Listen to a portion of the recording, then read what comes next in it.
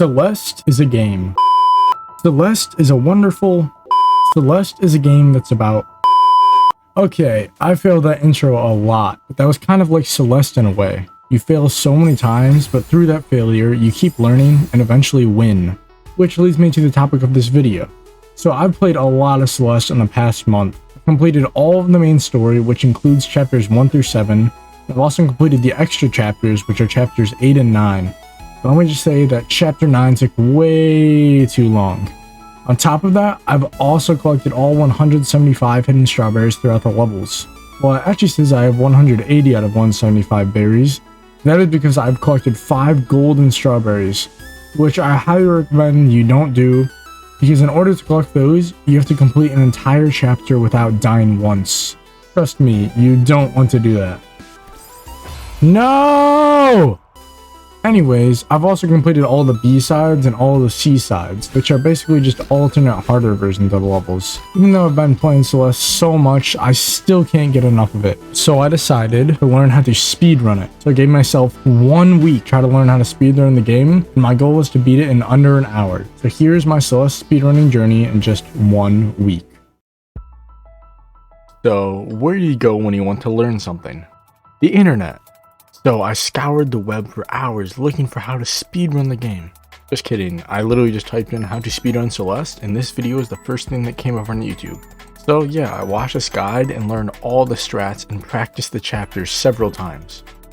This only took about 2 days, and then on the 3rd day I decided to do my first run. Felt pretty prepared, but I didn't really think I would be able to get the sub hour. And also, for the sake of this video not being too long, I'm only going to be showing the interesting parts of the run. So with all my preparing, I finally started the run. So we start off in the prologue, which is basically just like a little tutorial. So we just do a bit of jumping and climbing and finish in about 30 seconds. Next, we can actually start the game. And I almost immediately died on the first jump, off to a great start. Okay, but here's where the first cool little skip is with something called a wall bounce. By dashing up next to the wall and jumping, we can do this trick and are able to skip having to go on the platforms over there. Now we just go through a lot of the level like normal until we reach this point. Here we do something called a wave dash to jump over this gap and then save some time. We also do another one of those here, but this one's a bit harder. And finally, we do one more of them here. Then we finish the chapter with 2 minutes and 12 seconds on the clock. Next, we have one of my favorite chapters, which is Old Sight. At the start, we introduce another new trick called hyper dashing. This trick can be performed by crouch dashing, which is a mechanic that you can bind to a button in the menu, and then jumping after the crouch dash. This gives you about as much speed and distance as a wave dash, except you have to be on the ground to perform it, and you don't gain very much height from it. So we got to this mirror and then skip a cutscene, and then you go through some more of the level until we reach Battlein. Now Battlein is unique because she follows behind you and copies all your movements, so you have to be careful not to run into her like I did here. But eventually we got that part, and then we just had to hyper dash and wave dash our way to victory. Now this next chapter is probably one of the worst ones of all because for one, it's like 10 minutes long. And 2, there's these stupid little red things that move in cycles, meaning they move in a set pattern, which is really annoying when you're trying to go quickly. So at the start, we hyper dash until we reach this platform where we can dash, and then we switch screens, which actually helps us regain our dash to reach this key earlier. Then we enter the hotel and the fun begins. The first 3 rooms actually went really well. I took it kind of slow, but I didn't die. And in this room, I nailed this absolutely insane skip. Then we went through a few more rooms until we reached this huge mess. Now you can't die here, but I'm really slow at this part because there are so many objects everywhere. But after navigating my way through the mess, we found out that we need to clean up the mess. So we have to go through 3 different paths, each needed to clean the mess. For the first path, there's actually a really cool skip where it looks like I jump off these spikes without dying. It's hard to explain how it works, but basically the spikes can't hit you unless you come onto them from the front. So by using that mechanic, we can actually just skip doing that. The next 2 paths are just more of the same stuff, avoiding these stupid little red boys. After we clean up the mess, we go through some more rooms and even some more red boys. Finally, after many deaths, we make it to the end. Like, now we have to avoid the red boys and the psychotic dude that comes charging after you. Let me just tell you, I died way too many times here. But after several rooms of pain, I finally beat it in 9 minutes and 21 seconds, which was honestly pretty good for me. The next chapter, chapter 4, doesn't really have much going for it. I basically just do the castle strats and try not to die. Although this chapter does still kind of suck because of wind and those stupid snowballs. But anyways, we finished the level in 6 minutes and 32 seconds. The next chapter is called the Mirror Temple, and it's basically just a massive maze. So really the most important part of this chapter was just trying to remember where I had to go. So I zoomed through the rooms until I came across a broken mirror. And then I turned into a weird monster thing called the Seeker, and then I had to kill myself. Yeah, weird kind of plot line there, but anyways, after that weird interaction, we go through the rooms filled with these Seekers, which are really annoying because they follow you and try to kill you. But after a few rooms, we come up to this room. And there's probably no way to cross this gap, right? No, just kidding. Of course it's possible with a groove called a reverse hyper, which is basically a hyper, but just reverse. This skip saves about 2 minutes, so it is very important that I did it. And then we went through some rooms with even more Seekers, but that's not even the worst part. Now see how there's a little guy in this crystal? Well, yeah, we have to save him, which means we have to carry him across several rooms filled with, guess what? More Seekers. But we persevered through, finished the level in 9 minutes and 22 seconds. Now chapter 6 starts out with these golden feathers that you need to fly through the sky, and then we have to use these feathers in these blocks called Kevins. I don't know why they're called Kevin, but it's kind of funny. But anyways, you have to use them to progress through the chapter.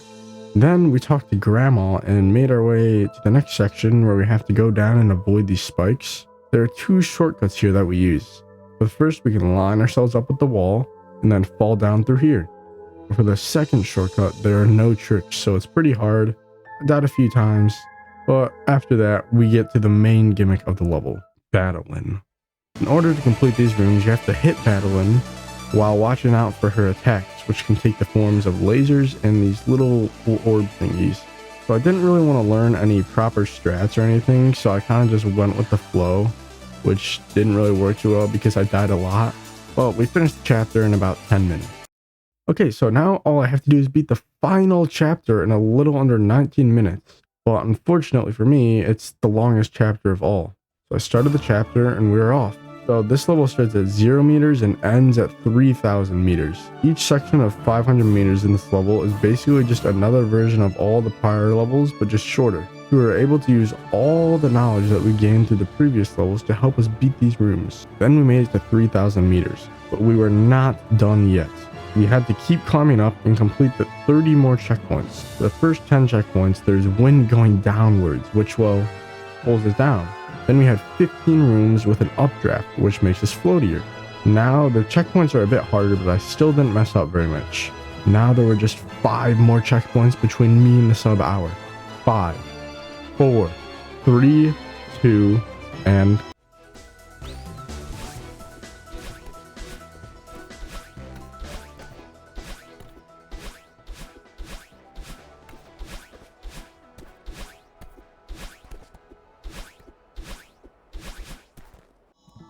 we did it!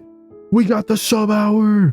So yeah, I kind of demolished the sub hour by like 5 minutes on my first run. I guess all that practicing paid off.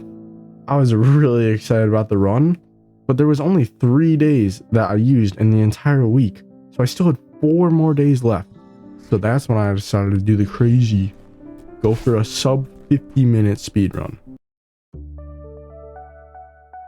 Lucky for me, the same person that made the sub hour guide also made a sub 50 guide. So make sure you go show support to the average imposter, because this probably would have not been possible without his guides. Anyways, I decided to only learn the first 3 chapters of the sub 50 guide, because I figured that would probably give me enough time save along with other minor cleanups to get me to sub 50. So that's what I did, and after I learned the new strats, I started another run on day 4. This run was absolutely crazy, and you'll see why. I finished the prologue with a 0.4 second gold, and then it was time to put what I just practiced to the test. Except after chapter 1, I was 1 second behind my PB, So not exactly what I was hoping for, but I was able to nail this really cool trick.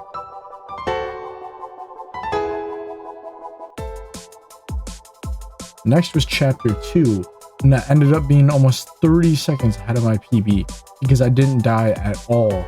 Now it was time for Celestial Resort, which I had prepared so much for. Although not flawless, it was still going much better than my previous run. But now it was in time for the insane skip. Boom! I nailed it on the first try. Now you might be thinking, this guy must be hacking. He literally just went through a wall, and that certainly is exactly what I did. But the way the skip works is that you can do something called a crouch dash in the air. And by doing that, your hitbox is reduced by a little bit, which allows you to just narrowly be able to squeeze through the dust bunnies because their hitboxes are a little bit scuffed. After that though, we finished stage a whole 2 minutes and 51 seconds ahead of our PB. Chapter 4 I said was really easy earlier, but apparently it wasn't because I somehow managed to save a whole minute and 10 seconds. I don't really even understand how that happened as I didn't learn any new strats and I still had a couple of deaths, but hey, I'll take it. Chapter 5, I managed to save a whole minute and 20 seconds through just simply not dying as much. And after chapter 6, I was a whole 5 minutes and 49 seconds ahead of my sub hour. So now all I really need to do was time my old personal best time for the final chapter and I would have the sub 50. But I think the nerves got to me because I was playing like an absolute bozo.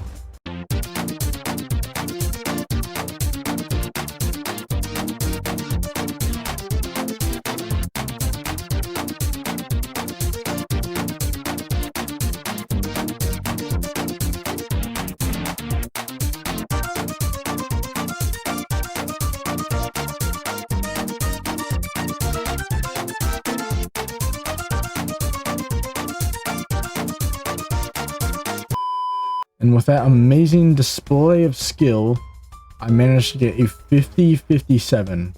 This run might just go down as the biggest choke in the history of speedrunning. No, not actually, but it was kind of sad. Now, I only had 2 more days left, so I had to figure out how to use those days wisely. I could either refine my current strats and hopefully get another good run where I don't choke the final chapter, or I could learn new strats that save a lot of time. And I decided to do a mix of both. I learned a completely new route for chapter 5, which I'll explain later on in the run. Besides changing chapter 5, I didn't learn anything else. I just practiced the last chapter a lot so that I wouldn't choke it again. Then, after a whole day of practicing, it was time for a run on the final day, day 7. Now, when I tell you I was nervous for this run, I really was nervous. I only had time for 1 run that day, so I really could not fail. Everything I had worked for had come down to this one final run. I started the game, and after prologue, I was 0.2 seconds ahead of pace. I know, a huge lead. But then, after chapter 1, I lost the lead. But then, I got it back. And then, I was down 15 seconds after chapter 4. This was rather disappointing, but it was also expected because I didn't practice these chapters. I practiced chapter 5. So this run would ultimately come down to chapter 5. And for once in my life, I didn't choke. I managed to have the best chapter 5 ever and ended up a whole minute and 25 seconds ahead of pace. I was extremely happy, but you're probably wondering how I even got all that time saved. Well, you remember the B-sides I talked about at the start of the video? Well, those are actually very important here. Instead of following the regular path and beating the level, we go out of the way to collect the cassette tape, which unlocks the B-side for that level. And then we can go on to beat the B-side for that level, and you can continue to the next chapter. Now, this strategy is only used in chapter 5 because this chapter is the only one where the B-side actually saves time. But just because it saves a lot of time does not mean it's easy. This one strat in particular makes this route extremely difficult for me. I'm probably going to explain this really poorly, but I'll give it a shot. Normally you have to go around like the entire stage and go in a bubble and take it across to these spikes. but that loses a lot of time, and there's actually a way to get past the spikes without using the bubble. By jumping into a new screen up here and pause buffering so you go high enough to trigger a new loading zone, but also not too high so you can fall back down to the other screen. You can then kill yourself and it respawns you across the spikes. So yeah, that trick was actually really difficult for me, but we're not even done yet, because now we have to go through these rooms filled with seekers and do some very difficult movement with them. Like, take a look at some of these rooms.